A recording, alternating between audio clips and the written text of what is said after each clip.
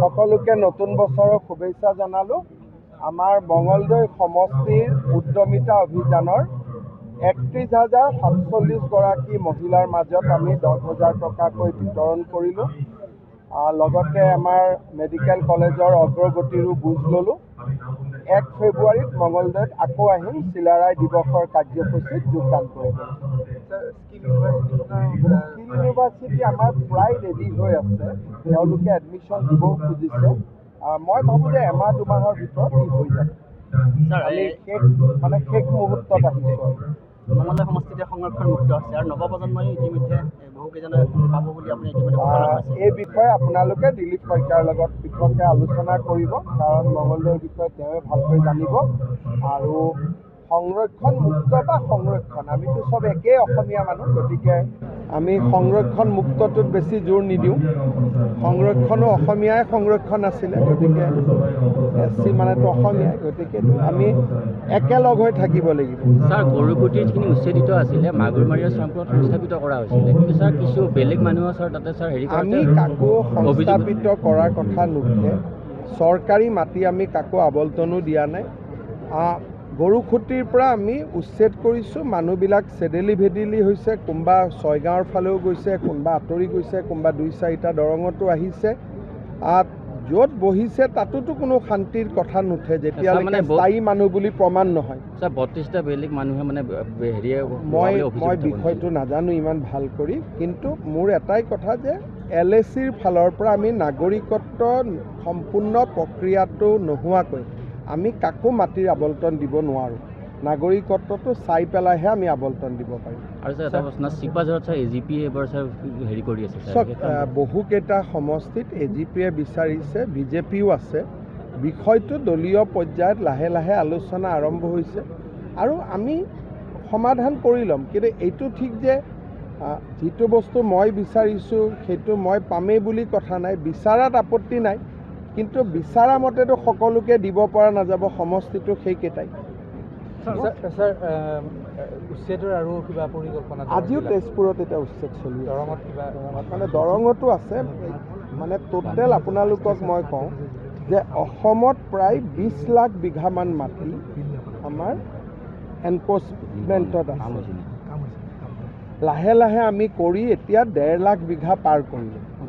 এতিয়া আজি তেজপুৰত আছে, 2 এদিনতে আকৌ গোৱালপাৰাত হ'ব, বৰপেটাত হ'ব। একফালৰ পৰা কাৰণ পুলিচো ইমান নাই, ব্যৱস্থাও ইমান একেলগে সম্ভৱ নহয়, গতিকে এখন ডিষ্ট্ৰিক্ট বা 2খন ডিষ্ট্ৰিক্টতে আমি এমাহত কৰিব পাৰোঁ। তাৰ লগত হাইকোৰ্টৰ কেছ আদিও থাকে। সেইকাৰণে আমি যিমান পাৰোঁ আমি কৰি গৈ থাকিম। নহ'লে ৰাষ্ট্ৰীয় ঘাইপথ তাত বহু বেদখলকাৰী আছে। ৰাষ্ট্ৰীয় ঘাইপথটো এতিয়াতো 4 লেন হ'ব, গতিকে এইবিলাকতো নিজেই উঠি যাব। বাইপাছটো প্ৰায় সম্পূৰ্ণ হোৱাৰ পথতে আছে, হৈ যাব। আৰু 4 লেন হোৱাৰ লগে লগে ঘাইপথৰ দুইফালে যিমান এনক্ৰচমেণ্ট আছে নিজে নিজে উঠি যাব। এক্সিট পোলে এইবাৰ আপোনাৰ বিজেপি সভা দিছে, গতিকে আপোনাৰ মতে আসনৰ সংখ্যা বাঢ়িব নে? মই এইটো ক'ম যে আজিৰ দিনত এক্সিট পোলৰ বিষয়ে আলোচনা কৰাৰ সময় হোৱা নাই। কিয়? ধৰক এক্সিট পোলত দেখুৱাইছে বিজেপিয়ে ইমানখন পাব। এতিয়া 3টা দলক চিট দিয়াৰ পিছত বিজেপিয়েনো কিমানত প্ৰতিদ্বন্দ্বিতা কৰিব সেই সংখ্যাটোতো আজিৰ দিনত কোনেও নাজানে, আমিও নিজেও নাজানো। সেইকাৰণে ই এটা প্ৰাৰম্ভিক ইণ্ডিকেশ্যন যে মানুহৰ মাইণ্ডটো কেনেকুৱা আছে, ই এটা প্ৰাৰম্ভিক। কিন্তু মই ভাবোঁ যে আসন বুজাবুজিৰ পিছত ফেব্ৰুৱাৰী মাহত পৰিৱেশটো আৰু স্পষ্ট হ'ব। স্পষ্ট মানে কি হ'ব? বিজেপিৰ ফালে সমৰ্থন আৰু বাঢ়িব, কাৰণ আমাৰ কামো হৈ আছে, আঁচনিও বাঢ়ি গৈ আছে।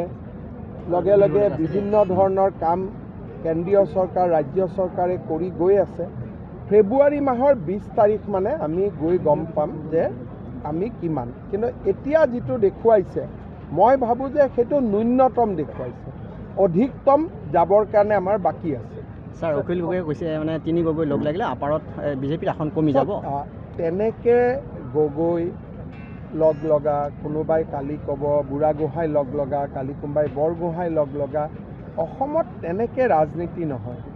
মহাপুৰুষ শ্ৰীমন্ত শংকৰদেৱে সমতাৰ ভিত্তিত ইয়াত এখন সম্পূৰ্ণ বেলেগ সমাজ গঢ়ি থৈ গৈছে।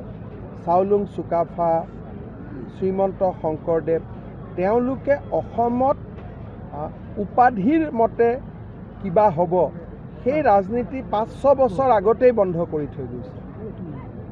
অখিল গগৈহঁতে বুজি পোৱা নাই যে এইখন অসম বেলেগ অসম, ইয়াতে এই ধৰণে ৰাজনীতি নচলে। কোনে কাৰ কাৰণে সমাজৰ কাৰণে কি কৰিছে, কোনে অসমৰ বিকাশ কৰিব, উন্নতি কৰিব, মানুহে এইবিলাক চাই ভোট দিয়ে। অখিল গগৈক যিদিনাখনে ইয়াত কোনোবাই ভোট দিব, ইয়াতো দাংগা ফাচাদে হৈ থাকিব।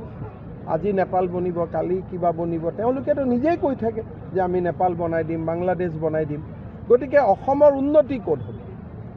এইটো তেওঁলোকে নিজেই কোৱা কথা যে নেপাল কৰি দিম, বাংলাদেশ কৰি দিম, তাৰমানে ইয়াত একো নহ'ব। ৰাইজেতো এইখিনি কথা বুজি পায়।